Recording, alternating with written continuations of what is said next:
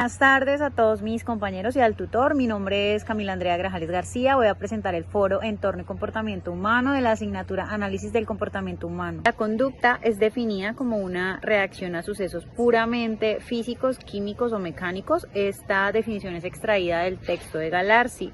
También aparece la definición de comportamiento, que es la respuesta del ser vivo al ambiente en el que vive. Es un proceso físico, registrable y verificable, también de la misma lectura.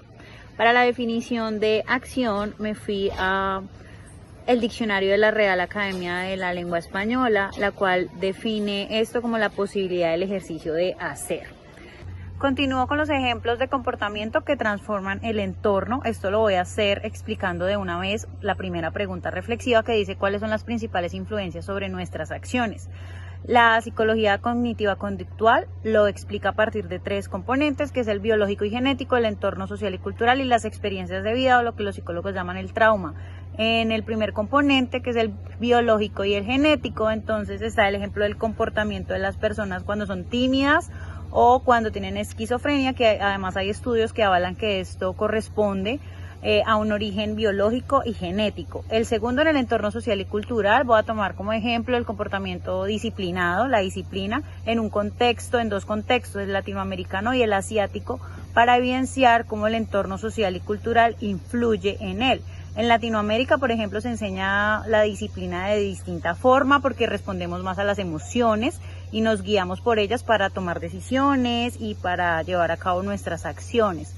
En el contexto asiático, la disciplina se enseña de una forma más rígida, más fuerte y desde la niñez, lo que hace que ellos tengan una vida más estable y una trayectoria de vida a largo plazo, a diferencia de este contexto. Finalmente, las experiencias de vida, o lo que los psicólogos llaman el trauma. Voy a poner el ejemplo de las personas que tenían, por ejemplo, alcoholismo. Entonces, como este trauma cambió su vida, pero a partir de este trauma sus comportamientos son distintos y entonces trabajan en pro de que nuevas personas identifiquen las adicciones y que no caigan en ellas y que las superen. Finalmente, hablo de dos otros comportamientos que transforman y me impactan como docente y a nivel personal. Como docente hablaría del respeto y la reciprocidad hacia los niños, porque lo incluyo en mis clases, escucharlos, el cómo se sienten, sus emociones, más allá también de los saberes y de lo cognitivo que evidentemente se debe evaluar en el aula. Y a nivel personal, el comportamiento, me gusta mucho hacer las cosas por mí misma. Dentro de eso podría hablar de la cocina, entonces me gusta más cocinar porque así conozco como el origen de los alimentos o verifico el origen de los mismos. Hago procesos más inocuos y más saludables. Bueno, la siguiente pregunta dice, ¿al actuar seguimos patrones designados previamente o improvisamos? Desde la psicología conductual se dice que se siguen patrones designados previamente, que es como las personas adaptan los mecanismos de afrontación o de defensa después de un trauma. Y finalmente, porque a veces nos cuesta trabajo entendernos con los demás, es un tema también de comprender al otro, de que la otra persona se pueda comunicar y expresar sus emociones, sus situaciones, lo que lo atraviesa para que se genere una empatía. Aunque bueno, también podríamos hablar y se habla mucho actualmente de la responsabilidad afectiva, de cómo somos responsables frente al otro, frente a sus sentires, a sus emociones, a lo que le está pasando.